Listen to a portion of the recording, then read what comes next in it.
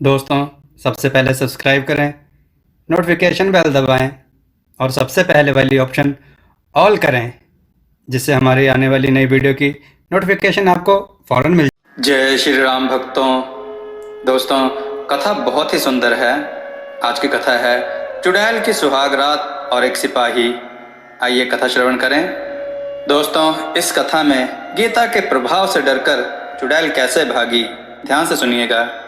दोस्तों, गीता के अध्ययन और श्रवण की तो बात क्या, गीता को रखने मात्र का ही बड़ा महत्व है। चलिए कथा की ओर चलते हैं। एक सिपाही था। वह रात के समय कहीं से अपने घर आ रहा था। रास्ते में उसने चंद्रमा के प्रकाश में एक वृक्ष के नीचे एक सुंदर सी स्त्री देखी। उसने उस स्त्री से बातचीत की तो उस स्त्री ने कहा, मैं आ जाऊं क्या? सिपाही ने कहा, हाँ आ जा।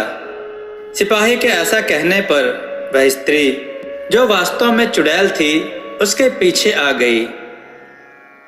अब वह रोज रात में सिपाही के पास आती, सिपाही से ढेर सारी बातें करती और उसे लुभाने की कोशिश करती।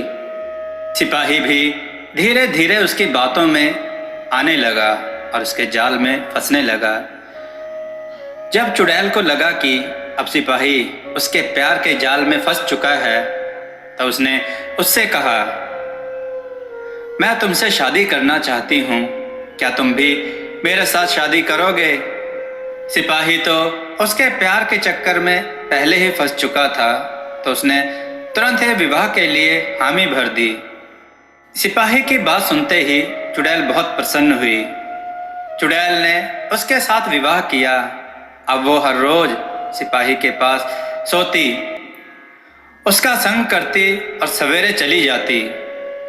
इस तरह वह उस सिपाही का शोषण करने लगी, अर्थात उसका खून चूसकर उसकी शक्ति क्षीण करने लगी। सिपाही ने जब उस चुड़ैल से पूछा कि तुम रात भर तो मेरे पास रहती हो, किंतु सुबह होते ही तुम कहाँ चली जाती हो? तो उस चुड़ैल ने क्रोधित होते हुए कहा, मैंने तुमसे विवाह अपनी शर्तों पर किया है, तुम्हें इस बारे में जानने की कोई आवश्यकता नहीं है। इतना सुनकर सिपाही कुछ नहीं बोला और चुपचाप अपने काम पर चला गया। एक बार रात में वो दोनों लेट गए, पर बत्ती जलती रह गई। तो सिपाही ने उससे कहा कि तुम बत्ती बंद कर दो। उसने लेटे लेटे ही अपना हाथ लंबा करके बत्ती बंद कर दी। अब सिपाही को लगा कि यह कोई सामान्य स्त्री नहीं है, यह तो चुड़ैल है। वह बहुत घबराया। चुड़ैल ने उसको धमकी दी कि अगर तू किसी को मेरे बारे में बताएगा तो मैं तेरे को मार डालूंगी। इस तरह वह रोज रात में आती और सवेरे चली जाती। सिपाही का शरीर दिन प्रतिदिन सूखता जा रहा था। लोग उससे पूछते कि भैया, तुम इतने क्यों सूखते जा रहे हो? क्या बात है, बताओ तो सही। परंतु चुड़ैल के डर के मारे वह किसी को कुछ बताता तो नहीं था। एक दिन वह दुकान से दवाई लाने गया। दुकानदार ने दवाई की पुड़िया बांधकर दे दी। सिपाही उस पुड़िया को जेब में डालकर घर चला आया। रात के समय जब वह चुड़ैल आई, तब वह दूर ही खड़े खड़े बोली, तेरी जेब में जो पुड़िया है उसको निकाल कर फेंक दे। सिपाही को विश्वास हो गया कि इस पुड़िया में जरूर कुछ करामात है, तभी तो आज यह चुड़ैल मेरे पास नहीं आ रही है। सिपाही ने उससे कहा कि मैं पुड़िया नहीं फेंकूंगा।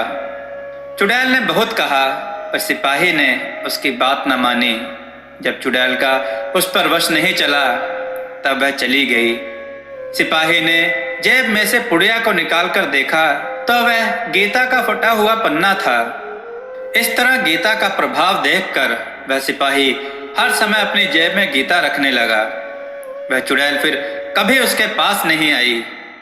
दोस्तों, किसी भी देवी देवता का फोटो मात्र रखने से जब नकारात्मक ऊर्जा यानी भूत प्रेत या चुड़ैल नहीं आ सकती, तो भगवान का नाम लेने से सोचो क्या होगा। दोस्तों, आपको यह कथा कैसी लगी? अपने विचार सुझाव कमेंट में जरूर दें। हमारी एनिमेशन वीडियो को देखें और उसके बारे में भी जरूर बताएं। जय श्री राम।